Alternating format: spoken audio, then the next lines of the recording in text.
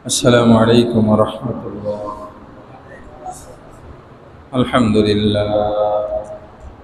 لله نحمده ونستعينه ونستغفره ونؤمن به ونتوكل عليه ونعوذ بالله من شرور أنفسنا ومن سيئات أعمالنا.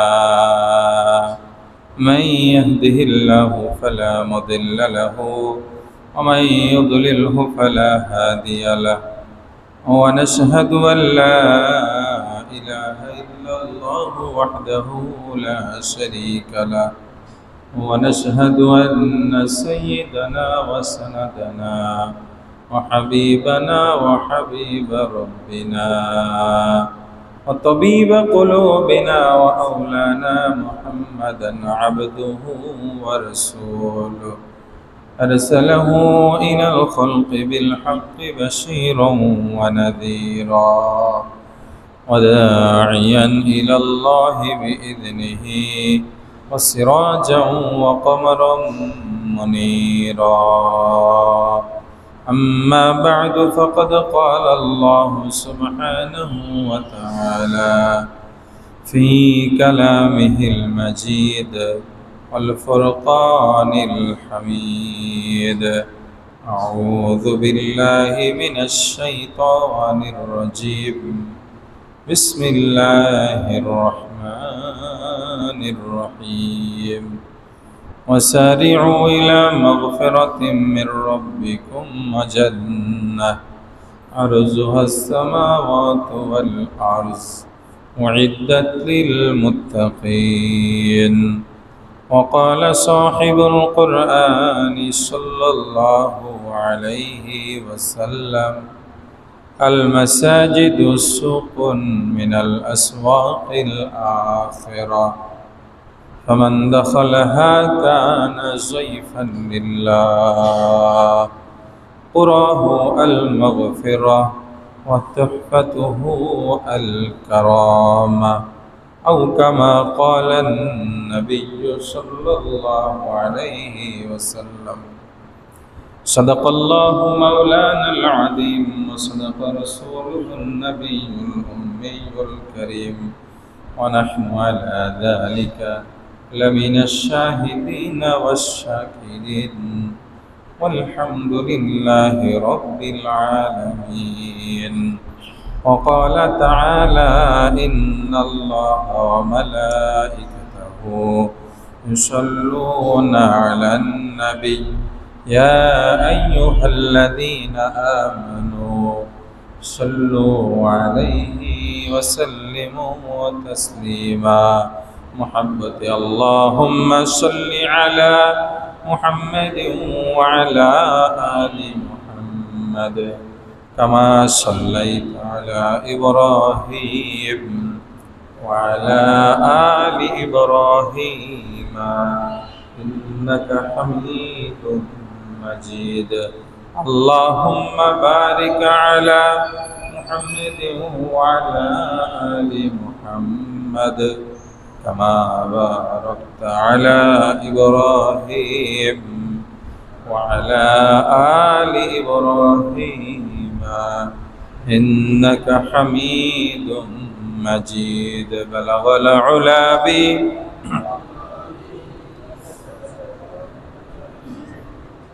حسنت جميع خصاله، صلوا عليه وآله.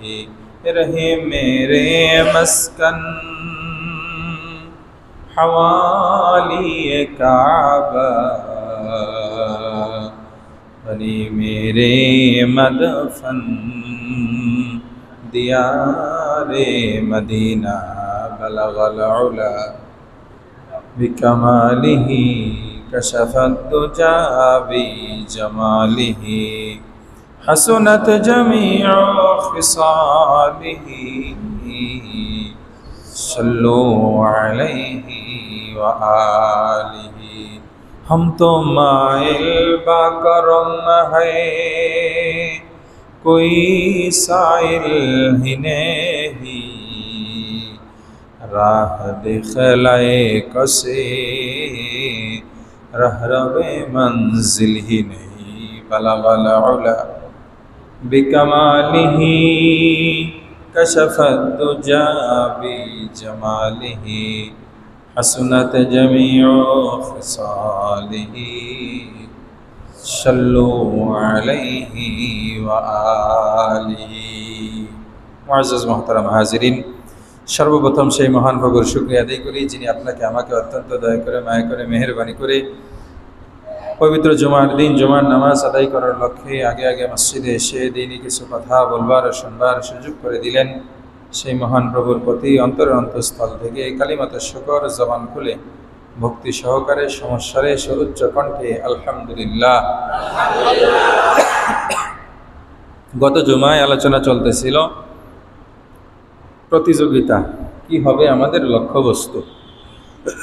বর্তমান প্রতিযোগিতার সময় চলতেছে, সবাই প্রতিযোগিতায় ব্যস্ত, কে কাকে পিছনে ফেলে আগ বাড়াতে পারে। আমরা যারা মুমিন মুসলমান আছি আমাদেরও প্রতিযোগিতা হবে, তবে এই প্রতিযোগিতা কি বিষয়ে হবে বিষয়টা নির্ধারণ করেছেন স্বয়ং আল্লাহ তাআলা নিজেই। সুবহানাল্লাহ। আল্লাহ তাআলা কোরআনে হাকিমের মধ্যে বলেন, ওয়াসারিউ ইলা মাগফিরাতিম মির রাব্বিকুম ওয়া জান্নাহ আরজুহাস সামাওয়াতু ওয়াল আরদু উইদ্দাত লিল মুত্তাকিন। তোমরা প্রতিযোগিতা করো, দৌড়াও মাগফিরাত এবং জান্নাতের কাজে। সুবহানাল্লাহ। হ্যাঁ, কিন্তু আমাদের চরম বাস্তবতা হলো, করুণ বাস্তবতা হলো, আমরা দৌড়াইতেছি, প্রতিযোগিতা করতেছি জান্নাতের জন্য এবং মাগফিরাতের জন্য না, বরং আল্লাহর আযাব ও গজব পাওয়ার জন্য এবং জাহান্নাম অর্জনের জন্য। যদিও কাউকে জিজ্ঞাসা করলে সরাসরি উত্তর দিবে তুমি কোথায় যেতে চাও, জান্নাতে না জাহান্নামে, এক বাক্যে যার মেধা ঠিক আছে বলবে যাব জান্নাতে। ইভেন এমন কি কোন হিন্দুকেও যদি বলা হয় তুমি কোথায় যেতে চাও, বলে আমি স্বর্গে যেতে চাই, নরকে যেতে চাই না। এই জন্য বিশ্বনবী সাল্লাল্লাহু আলাইহি ওয়াসাল্লাম উনি উম্মতের হালাত সম্পর্কে ভালো করে জানেন, উনি মানুষের চরিত্র সম্পর্কে খুব ভালো করে জানেন। ওনার ট্রিটমেন্টটা এই জন্য উনি দিয়ে গেছেন। মানুষের চরিত্রের ভিতরে, মানুষের আমলের ভিতরে কি কি ত্রুটি আসতে পারে, কি কি সমস্যা আসতে পারে, এই ব্যাপারে আল্লাহর নবীর ট্রিটমেন্টটা কাজ দিবে শুধুমাত্র সাহাবায়ে কেরামের যুগে না, তাবিনদের যুগে না, তাবিনদের যুগে না। বিশ্বনবীর এই ট্রিটমেন্টটা, প্রেসক্রিপশনটা যেভাবে সাহাবায়ে কেরামের যুগে প্রযোজ্য, তাবিন আইম্মায়ে মুজতাহিদিন, আমরা যেই বর্তমান জামানায় আছি আমাদের এই জামানাতেও কিয়ামত পর্যন্ত যতগুলি জামানা আসবে, যুগ আসবে, সময় আসবে, যত মানুষ আসবে, অতীতে যারা এসেছিলেন বলে সবার জন্য বিশ্বনবীর এই ট্রিটমেন্টটা, এই পরামর্শটা কিয়ামত পর্যন্ত প্রযোজ্য হবে। এই জন্য আমাদেরকে লক্ষ্যবস্তু বানাইতে হবে বিশ্বনবী যেটা নির্ধারণ করলেন। কিন্তু দুঃখ ও পরিতাপের বিষয়, আমরা তো জান্নাতে যেতে চাই, জাহান্নাম থেকে বাঁচতে চাই, কিন্তু পদ্ধতিগত ঝামেলা। বিশ্বনবী বললেন কিয়ামত পর্যন্ত এমন একটা দল থাকবে যেই দলের আমল থাকবে জাহান্নামের আমল, কিন্তু তার আশা থাকবে বুক ভরা আশা। যারা আমলদার আছে তাদের চাইতে আরো এক ধাপ এগিয়ে আশা থাকবে। কি আশা? বলে ওয়াল আজিজু মান আতবা নাফসাহু। ওই দলটা হলো অত্যন্ত দুর্বল, অত্যন্ত মাহরুম, অত্যন্ত ক্ষতিগ্রস্ত দল। যেই দলটা বিশ্বনবীর প্রেসক্রিপশন মানবে না, বিশ্বনবীর হাদিস মানবে না, কোরআন মানবে না, তারা মেনে চলবে নিজের নফসকে। কাকে মানবে? নফসকে। আল্লাহর নবী বলেন, মান আতবা নাফসাহু, যে মানবে তার নফসকে, মন যা চায় তাই করবে, মন চাহে জিন্দেগি করবে, নো চিন্তা ডো ফুর্তি করবে, বলে মরলেই তো পরকাল, দুনিয়াতে খাও দাও ফুর্তি করো, দুনিয়াটা মস্ত বড়, দুনিয়ার ভিতরে বিচরণ করবে, আল্লাহর দেওয়া নাজ ও নিয়ামত ভক্ষণ করবে, শখ সুবিধা ভোগ করার সাথে সাথে আর একটা বহুত বড় অন্যায় কাজে লিপ্ত থাকবে, সেটা হলো নিজের মন চাহে জিন্দেগি যাপন করবে। ওয়াতামান্না আলাল্লাহ, মন চাহে জিন্দেগি যাপন করেই সে ক্ষান্ত হবে না, বরং তামান্না আলাল্লাহ, আল্লাহ তাআলার কাছে বুক ভরা আশা নিয়ে বসে থাকবে যে আল্লাহ তাআলা আমাকেই জান্নাত দিয়ে দিবেন, আল্লাহ তাআলা আমাকেই জাহান্নাম থেকে মুক্তি দিবেন, এটা তার আশা থাকবে। তবে তার এই আশাটা বাস্তবতার সাথে মিলবে না। এরা হলো সবচাইতে বোকা, সবচাইতে ক্ষতিগ্রস্ত, সবচাইতে জাহেল। তবে আরেকটা দল থাকবে যারা খুবই চতুর এবং চালাক, সেই চালাক দলের কথাও বিশ্বনবী বলেন, ওয়াল কাইয়িসু মান দানা নাফসাহু, তোমরা চালাক দল চেনো নাকি? বলে একটা চালাক শ্রেণী থাকবে, যে শ্রেণীর লোকগুলি নিজের নফসকে তাকওয়ার গুণে গুণান্বিত করে নিজেকে গুনাহ মুক্ত রাখবে, নিজেকে জান্নাতি আমল দ্বারা সুসজ্জিত করবে। আল্লাহর নবী বলেন, মান দানা নাফসাহু, নিজেকে গুনাহ মুক্ত রাখবে, ওয়া আমিলা লিমা বাদাল মাউত, আর মৃত্যুর পরবর্তী জিন্দেগির জন্য নেক আমল দ্বারা নিজের আমল নামা ভরবে। সুবহানাল্লাহ।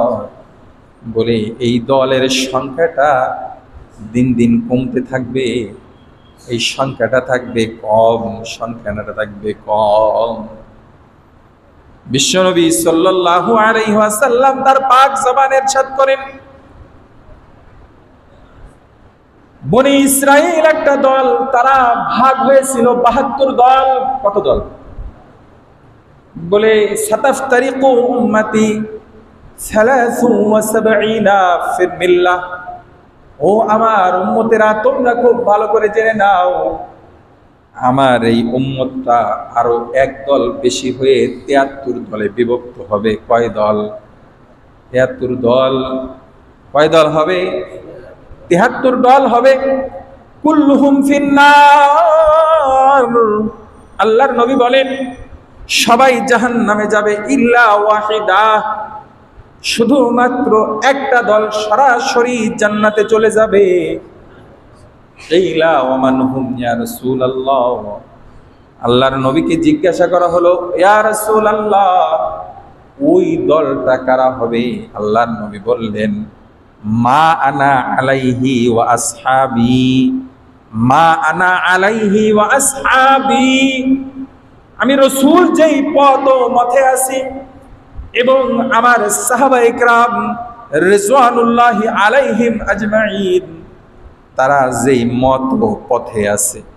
বলে এটাকে যারা আঁকড়ে ধরবে, এটাকে যারা নিজের নমুনা হিসেবে গ্রহণ করবে, এটাকে যারা নিজের চলার পথের পাথেয় হিসাবে গ্রহণ করবে, বলে এরাই হলো কিয়ামতের ময়দানে আল্লাহ পাক রব্বুল আলামিন এক শ্রেণীর মানুষকে হিসাব শুরুর আগেই জান্নাতে প্রবেশ করার সুযোগ দিয়ে দিবেন। সুবহানাল্লাহ।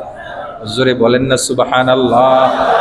বলে এমন একটা দল থাকবে রে মুমিন মুসলমান, যেই দলটাকে আল্লাহ পাক রব্বুল আলামিন বিনা হিসাবে, হিসাব শুরুর আগেই জান্নাতে ঢোকার সুযোগ দিবেন। আল্লাহর নবী তাই তো বারবার দোয়া করতেন, আল্লাহুম্মা হাসিবনি হিসাবান ইয়াসিরা, আল্লাহুম্মা হাসিবনি হিসাবান ইয়াসিরা, আল্লাহর নবীর এই দোয়ার অর্থ হলো, ইয়া আল্লাহ আমার হিসাবটাকে সহজ করে দেন, আল্লাহ আমার হিসাবটাকে সহজ করে দেন। এই দোয়ার ব্যাখ্যার ভিতরে মুহাদ্দিসিন ইকরাম লেখেন, বলে হিসাব সহজ হওয়ার দ্বারা উদ্দেশ্য হলো বিনা হিসেবে জান্নাত দিয়ে দেওয়া। তার কারণ হলো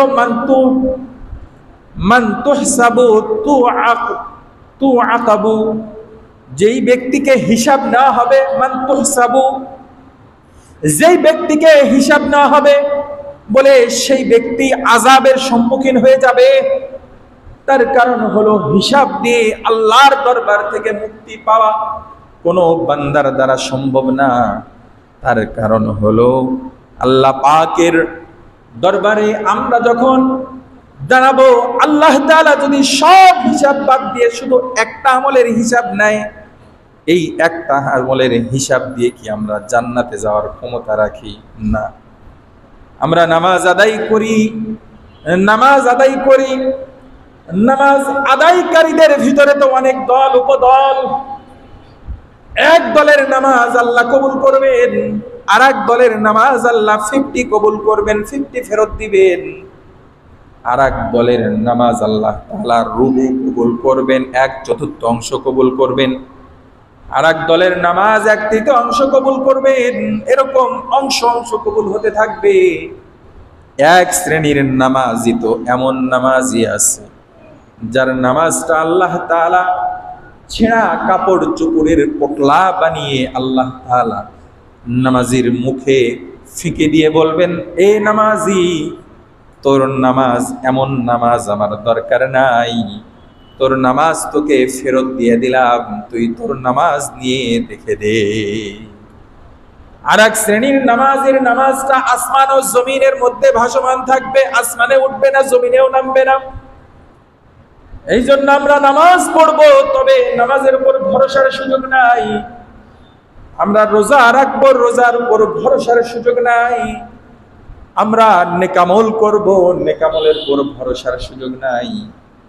ভরসা যদি করতেই হয় আল্লাহ তাআলার রহমত ও করমের উপর ভরসা করতে হবে। তবে আমাদের প্রতিযোগী যেহেতু হতেই হবে, তবে প্রতিযোগিতা হবে আল্লাহর মাগফিরাত পাওয়া এবং জান্নাত অর্জনের জন্যই আমার প্রতিযোগিতা হতে হবে। কিন্তু দুঃখ পরিতাপের বিষয়, আজ আমাদের সন্তানরা প্রতিযোগিতা করতেছে জাহান্নামের দিকে, আমরাও করতেছি জাহান্নামের দিকে। এই যে গত কয়েকদিন আগে পহেলা বৈশাখ নামক যেই অপসংস্কৃতি যেটা আমাদের সমাজে চালু হয়ে গেছে, পহেলা বৈশাখ আসলে মেয়েরা, আমার আপনার মেয়েরা, বিবিরা নিজেরা পহেলা বৈশাখ উদযাপনে ব্যস্ত হয়ে যায়। পহেলা বৈশাখে পান্তা ইলিশ খাওয়ার জন্য ব্যস্ত হয়ে যায়। পহেলা বৈশাখ আসলে বিভিন্ন প্রকার পোশাক পরিধান করে। ও মুমিন মুসলমান, আল্লাহ তাআলা তোমাকে তো এই জন্য বানান নাই। আল্লাহ তাআলা কোরআনুল কারীমের ভিতরে তোমার বানানোর উদ্দেশ্য ঘোষণা করলেন, ওমা খালাকতুল জিন্না ওয়াল ইনসা ইল্লা লিয়াবুদুন। ও আমার জিন ও ইনসানরা, আমি তোদেরকে তৈরি করেছি শুধুমাত্র কেবলমাত্র আমার ইবাদতের জন্য। আল্লাহর নবী তার পাক জবানে ইরশাদ করেন, আদ-দুনিয়া খুলিকাত লাকুম ওয়া আনতুম খুলিকতুম লিল আখিরাহ। ও আমার উম্মতেরা, তোমরা খুব ভালো করে জেনে নাও, কানটা খুলে দিলের কান লাগিয়ে শুনে নাও, এই যে দুনিয়ার নাজ ও নিয়ামত যা কিছু দেখতেছো, এগুলো ভোগ করার জন্য আল্লাহ তাআলা তোমাদের জন্য বানাইছেন। জিন ও ইনসানের খিদমত করতে পারবে না এমন মাখলুক আল্লাহ তাআলা দুনিয়াতে বানানি নাই। সুবহানাল্লাহ। তার মানে আমরা যা কিছু দেখি, যা কিছু না দেখি, সব আমাদের খিদমতের জন্য। আসমান আমাদের খিদমতের জন্য, জমিন আমাদের খিদমতের জন্য, পাহাড় পর্বত নদী নালা যা আছে তরুলতা সব আমাদের খিদমতের জন্য। কিন্তু আল্লাহ তাআলা আমাদেরকে তৈরি করেছেন আখিরাতের জন্য। আমাদের তৈরির উদ্দেশ্য তাহলে কি? আখিরাতের জন্য। এই জন্য আমাদের আখিরাত ভোলা যাবে না। তুমি পয়লা বৈশাখ পালন করতে পারো, যদি এটা কোরআন সুন্নাহ সমর্থন করে, করো, সমস্যা নাই। তবে কোরআন সুন্নাহ যদি সমর্থন না করে, পহেলা বৈশাখের নাম উচ্চারণ করার ক্ষমতা তোমার আমার নাই। এই জন্য আমাদেরকে খেয়াল করতে হবে, পহেলা বৈশাখ এটা কোনো ইসলামিক অনুষ্ঠান না। পহেলা বৈশাখ এটা হলো বিজাতীয় সংস্কৃতি। এটা হলো ভিন্ন ধর্মাবলম্বী যারা আছে তাদের সংস্কৃতি হতে পারে। তার কারণ হলো আমাদের জন্য খুশির দিন, আনন্দের দিন, উৎসবের দিন। আল্লাহর নবী পাক জবানে ঘোষণা করেছেন, লিকুল্লি কওমিন ঈদুন ওয়া হাযা ঈদুনা। প্রত্যেকটা জাতির জন্য, প্রত্যেকটা কওমের জন্য উৎসব আনন্দের দিন আছে। আমার এই উম্মতের জন্য দুইটা আনন্দের দিন। একটা হলো ঈদুল ফিতর, ঈদুল আজহার দিন। এই দিনগুলোতে আমরা আনন্দ করতে পারি, এই দিনগুলোতে আমরা বৈধভাবে যত খুশি উদযাপন করতে পারি।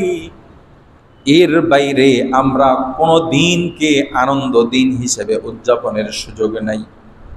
এই জন্য যাদের সন্তানকে বাধা দিতে পারতেছেন, একটু কান্নাকাটি করবে কান্নার ভয়ে, কিন্তু এই সন্তানই যখন কাল কিয়ামতের ময়দানে আপনাকে আসামির কাঠগড়ায় দাঁড়ায় করাবে, আল্লাহ যখন বলবে, এই তুমি পহেলা উদযাপন কেন করেছিলে? বলে ছোটবেলায় বুঝি নাই, মা বাবা আমাকে পহেলা বৈশাখের জামা কিনে নিয়ে দিয়েছে, শাড়ি কিনে দিয়েছে, তাই করেছিলাম। পান্তা ইলিশ খাওয়ার ব্যবস্থা করেছিল, খেয়েছিলাম। মা বাবা আমাদেরকে যেভাবে গড়াইছিল সেইভাবে করেছি। আমাদেরকে আসামি বানানোর আগে আগে মা বাবাকে বানান। কিয়ামতের ময়দানে সন্তান কিন্তু আপনাকে আসামি বানাবে। এই জন্য আপনিও বাঁচেন, আপনার সন্তানকেও বাঁচান। এই সমস্ত অপসংস্কৃতি থেকে বাঁচতে হবে। এখান থেকে বেঁচে, বলে স্রোতের উল্টা চলাটা কঠিন, তবে অসম্ভব না। লা ইউকাল্লিফুল্লাহু নাফসান ইল্লা উসআহা। অনেকে বলে যে সমাজ এত খারাপ হয়ে গেছে হুজুর, বাঁচার উপায় নাই। বলে আপনার কথা মিথ্যা। তার কারণ হলো আল্লাহ তাআলা এমন আদেশ বান্দাকে করাই নাই যেটা বান্দা করতে পারবে না। পহেলা বৈশাখ থেকে বেঁচে আছে এমন লোক সমাজে আছে কিনা? আছে, সংখ্যায় কম হলেও এরা আছে রে। এই জন্য তারা যেভাবে থাকতেছে আপনাকেও থাকতে হবে। এই জন্য আমাদেরকে খুব সাবধানতার সাথে পহেলা বৈশাখ থেকে আমাদেরকে বাঁচতে হবে। সামনে আরো যত অপসংস্কৃতি আসবে সব থেকে বাঁচতে হবে। আমাদের প্রতিযোগিতা হতে হবে জান্নাতের পথে, মাগফিরাতের পথে। আমরা প্রতিযোগিতায় অংশগ্রহণ যদি করতে পারি, তাহলে আল্লাহ তাআলা আমাদের জন্য জান্নাতের রাস্তাটা অত্যন্ত সহজ করে দিবে। গত জুমায় বাবা ছেলের প্রতিযোগিতার ঘটনা শুনছেন না? জান দেওয়ার জন্য, জীবন উৎসর্গ করার জন্য, শাহাদাতের অমীয় সুধা পান করার জন্য প্রতিযোগিতায় অংশগ্রহণ করে। আর বর্তমান আমরা জাহান্নামে যাওয়ার জন্য প্রতিযোগিতায় অংশগ্রহণ করতেছি। আল্লাহ আমাদেরকে হেফাজত করেন, আমিন। যাই হোক, আমাদেরকে বাঁচতে হবে। আমরা প্রতিযোগিতা করব। এই যে জুমার দিনের প্রতিযোগিতা, জুমার দিনের প্রতিযোগিতা কি হবে? বিশ্বনবী আমাদেরকে জানায় গেছেন, ইদা কানা ইয়াউমুল জুমআ ওয়াকাফাতিল মালাইকাতু আলাল বাবিল মসজিদ ইয়াকতুবুনাল আউয়াল ফাল আউয়াল। ও আমার উম্মতেরা, তোমরা খুব ভালো করে জেনে নাও, সপ্তাহের সবচাইতে বড় দিন জুমার দিন যখন শুরু হয়ে যায়, বলে জুমার দিন শুরু হওয়ার সাথে আসমানের মালিক একদল ফেরেশতাকে সারা বিশ্বের প্রত্যেকটা মসজিদের দরজায় দাঁড় করায় দেন। সুবহানাল্লাহ। আমরা দেখি না, আমাদের দেখার মতো চোখ নাই। আমাদের চোখ কিন্তু দুইটা, এইটা আরো দুইটা চোখ আছে, ভিতরের চোখ। কলবের চোখ, এই কলবের চোখ সবারই আছে, তবে কারো কলবের চোখ দিয়ে দুনিয়া দেখে, কারো কলবের চোখ দিয়ে আখিরাত দেখতে পারে। আমরা চোখটা যদি বন্ধ করি, বন্ধ করলেই দেখতে পারবো বলি ভদ্র কোন কোন দোকানে কি কি পাওয়া যায়। কথা বুঝেন নাই? আমরা বাড়িতে ঘর রেখে আসছি, বাড়ি রেখে আসছি, চোখটা বন্ধ করলেই দেখা যায়। এই জন্য আমাদেরকে খেয়াল করতে হবে, আমরা দুনিয়ার চোখ যেরকম চোখ চর্ম চোখ দিয়ে দেখি, অন্তরের চোখ দিয়েও দেখা যায়। এই জন্য অন্তরের চোখ দিয়ে আমাদেরকে দেখতে হবে। অন্তরের চোখটাকে খোলা রাখার জন্য আমাদের অন্তরের উপর মেহনত করতে হবে। বলে জুমার দিন আসলেই ফিরিস্তা দাঁড়ায় যায় প্রত্যেকটা মসজিদে। একতুবুনাল আউয়াল ফাল আউয়াল, মসজিদে ঢোকার সাথে সাথে যে প্রথম ঢোকে তার নামটা প্রথম নাম্বার সিরিয়ালে লেখা হয়। সুবহানাল্লাহ। তার মানে আমরা যখন ভিআইপি কোনো অনুষ্ঠানে আমরা যখন গেস্ট হিসেবে ঢুকি, সবাইকে ঢুকতে দেয় না। ওখানে ঢোকার জন্য একটা আইডি কার্ড থাকে অথবা পরিচিত হতে হয়। বলে আল্লাহ তাআলা আমাদেরকে একটা আইডি দিয়েছেন, সেই আইডিটার নাম হলো ঈমানের আইডি। কিসের আইডি? ঈমানের আইডি। বলে ঈমানের আইডি নিয়ে কেউ যদি আল্লাহর ঘর মসজিদে ঢোকে, বলে ঢোকার সাথে সাথেই তার নামটা ওই ফিরিস্তারা প্রথম নাম্বারে সিরিয়ালে তার নামটা এন্ট্রি করে নেয়।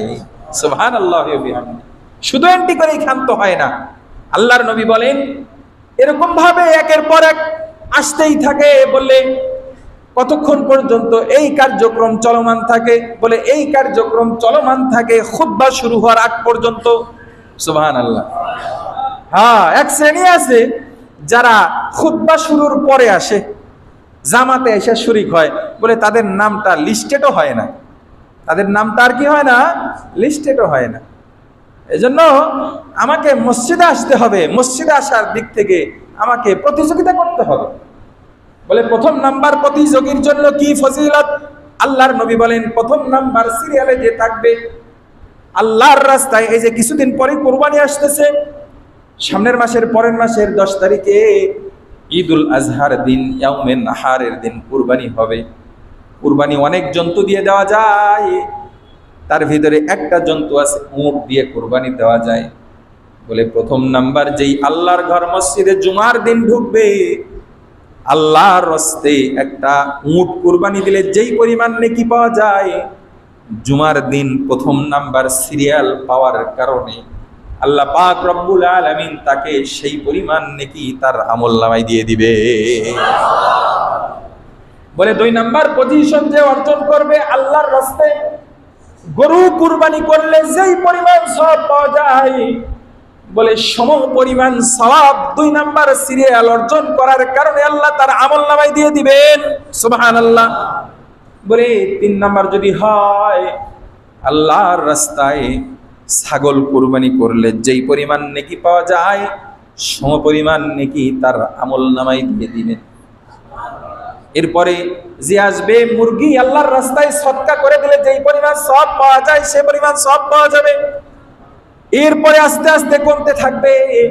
তাহলে আমরা দুনিয়ার ভিতরে এমন অনেক মানুষ, সাধারণ মানুষের ভিতরে আছে যারা অদ্যবধি কোরবানি করতে পারে নাই।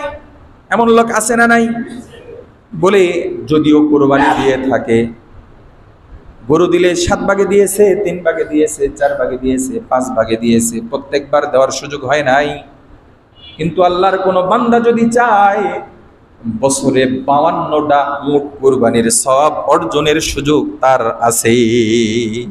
সারা বছরে 52টা শুক্রবার আসে। কেউ যদি চায় 52 শুক্রবারেই নাম্বার 1 সিরিয়াল সে পেয়ে গেল, তাহলে সারা বছর 52টা উট কুরবানির সওয়াব তার আমলনামায় লিখে দেওয়া হবে। সুবহানাল্লাহ। 2 নাম্বার সিরিয়ালে যদি আসে গরু কুরবানির সওয়াব তার আমলনামায় লিখে দেওয়া হবে।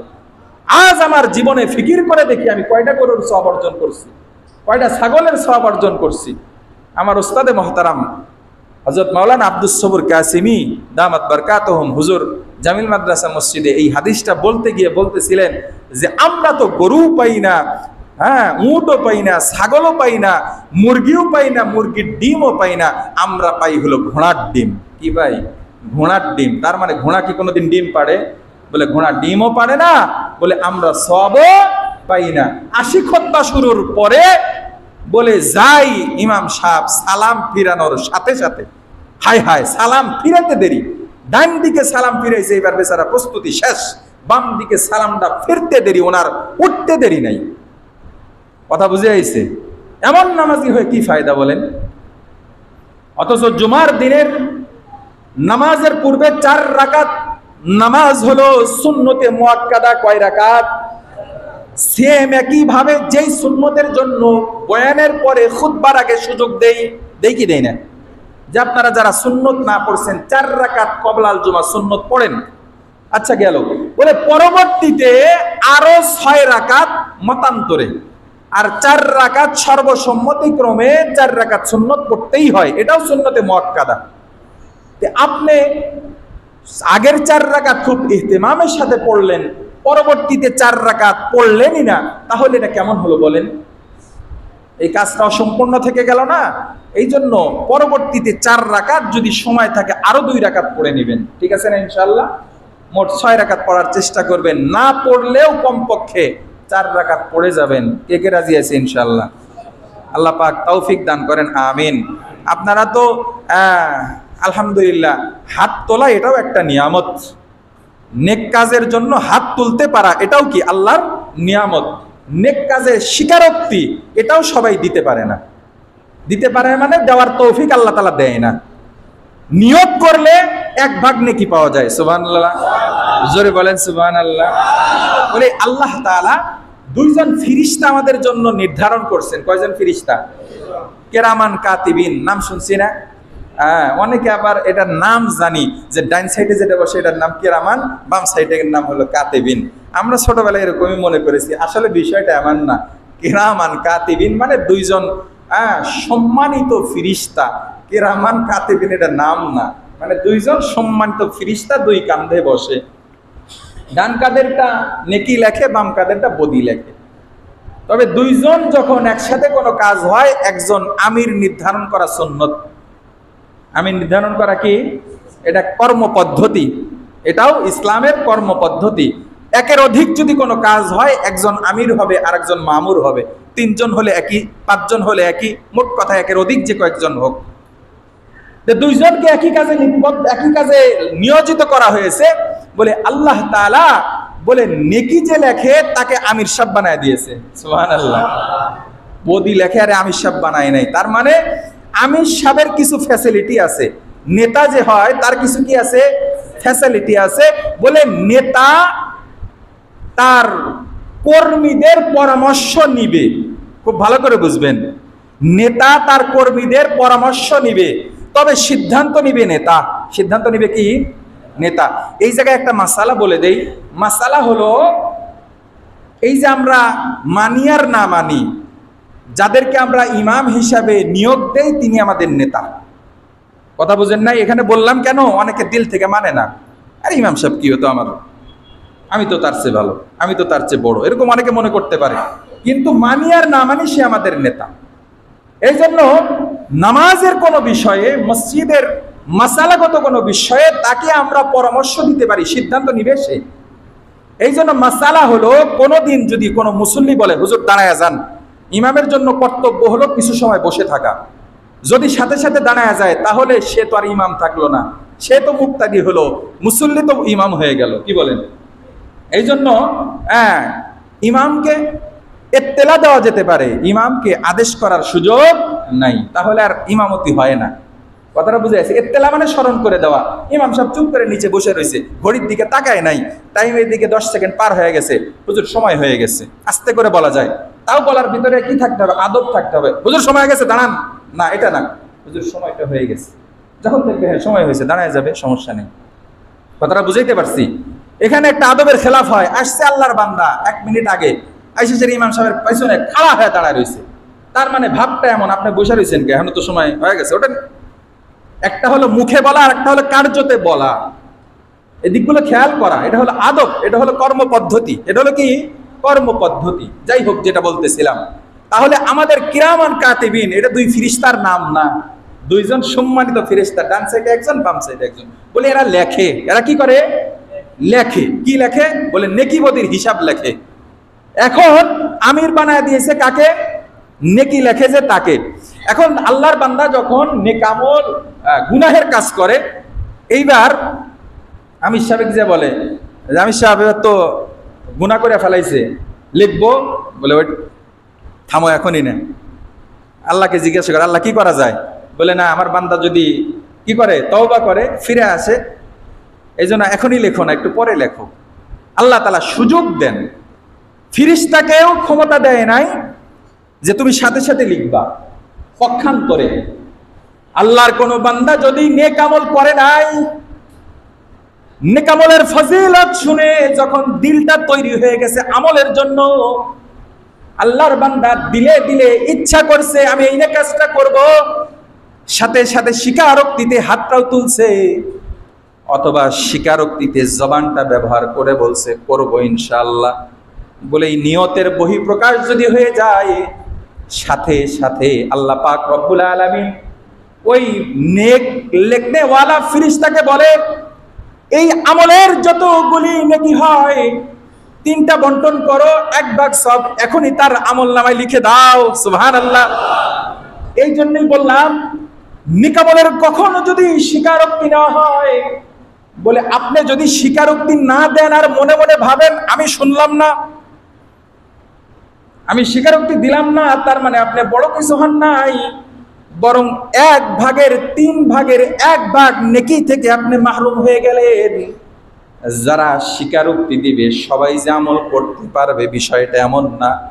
তবে আল্লাহর নবীর হাদিস অনুযায়ী, আল্লাহর নবীর সুসংবাদ অনুযায়ী, নেক আমলের নিয়তের সাথে সাথে আল্লাহর বান্দা 1/3 সব লুফে নিবে। সুবহানাল্লাহ। জোরে বলেন না সুবহানাল্লাহ। এই জন্য নেক আমলের কথা যদি কখনো বলা হয়, দিল থেকে স্বীকার করে হাতটা তুলবেন। ঠিক আছে না ইনশাআল্লাহ?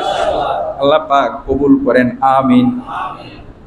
তাহলে এই জন্য আমরা আজ থেকে নিয়ত করব যে আগামী জুমায় উটের সবটা আমিই নেব ইনশাআল্লাহ। বলে এই হাদিসটা পড়ার পরে বলে অনেক সাহাবী এমন ছিল যারা ফজরের নামাজের আগেই ওযু গোসল সব সেরে মসজিদে চলে আসতো। সুবহানাল্লাহ। উটের সবটা আমার চাই চাই, জুমার দিন শুরু হলেই যে উটেই ফজিলত, উটের সব আমাকে নিতেই হবে। আল্লাহু আকবার। এটা ছিল সাহাবায়ে কেরামের কর্মপদ্ধতি। আল্লাহর নবীও বললেন যে তোমরা যদি নাম্বার 1 প্রথম পজিশনে জান্নাতে যেতে চাও, প্রথম পজিশনে হিসাব ছাড়া, কি ছাড়া হিসাব ছাড়া যেই দোয়াটা আল্লাহর নবী সব সময় করতেন, আল্লাহুম্মা হাসিবনি হিসাবান ইয়াসীরা, আয় আল্লাহ আমাকে আপনি বিনা হিসেবে জান্নাত দেন। বলে এই পজিশনে যদি ঢুকতে চাই, বলে বিশ্বনবী এবং বিশ্বনবীর সাহাবায়ে কেরামের সুন্নাহকে, তাদের কর্মপদ্ধতিকে নিজের কর্মপদ্ধতি বানাতে হবে। রাজি আছেন ইনশাআল্লাহ? বলে সাহাবায়ে কেরামের কর্মপদ্ধতি ছিল তারা জান্নাত এবং মাগফিরাতের কাজে প্রতিযোগিতা করতেন, জান দেওয়ার জন্য প্রতিযোগিতার ঘটনাগত জমায় শুনলাম। বলে আজকে আমরা শুনলাম সাহাবায়ে কেরাম বলে জুমার দিন আসলে সবার আগে প্রতিযোগিতায় অংশগ্রহণ করে আল্লাহর পক্ষ থেকে সেই উটের কুরবানির সওয়াব নেওয়ার জন্য প্রতিযোগিতা করত। আমরা সবাই চেষ্টা করব ইনশাআল্লাহ জিন্দেগিতে বারবার যেন উটের সওয়াবটা আমি লুফে নিতে পারি। রাজি আছেন ইনশাআল্লাহ? আল্লাহ পাক তৌফিক দান করেন, আমিন। বলে উট না পারলেও কমপক্ষে গরু তো নেওয়ার চেষ্টা করতে পারি, ছাগল নেওয়ার চেষ্টা করতে পারি, কমপক্ষে এতটুকু চেষ্টা থাকবে আমার নামটা কোন জুমায় যেন লিস্ট বহির্ভূত না হয়, লিস্টেড যেন হয়। এই জন্য খুতবা শুরুর আগেই মসজিদে ইন করব, মসজিদে ঢুকে পড়ব। রাজি আছেন ইনশাআল্লাহ? আল্লাহ পাক তৌফিক দান করেন, আমিন। বলে এমন অনেক আল্লাহর বান্দা আছে যারা ঠুনকো অজুহাতে জুমার নামাজ পর্যন্ত ছেড়ে দেয়, অথচ ধমকি আছে আল্লাহর কোন বান্দা যদি একাধারে 3 জুমা যদি ছেড়ে দেয়, তার দিলের ভিতরে, কলবের ভিতরে একটা মোহর লাগিয়ে দেওয়া হয়। নাউজুবিল্লাহ। মোহর লাগানোর কারণে তার ইসলামের কোনো কাজ ভালো লাগবে না, নেকামল ভালো লাগবে না, গুনাহের কাজের ভিতরে স্বাদ বেশি বেশি লাগবে। এই জন্য খুব খুব সাবধান, আমার ঠুনকো অজুহাতে যেন জুমার নামাজটা মিস না হয়ে যায়। রাজি আছেন ইনশাআল্লাহ? তাহলে আমাদের প্রতিযোগিতা কিসের দিকে হবে বলেন? পহেলা বৈশাখ পালনের জন্য না, পহেলা বৈশাখ ছেড়ে দেওয়ার জন্য আমাদের প্রতিযোগিতা হবে জুমার দিন কেমনে সবার আগে মসজিদে ঢোকা যায়, জুমার দিন কেমনে সবার পরে মসজিদ থেকে বের হওয়া যায়। জুমার দিন দোয়া কবুলের সময়গুলি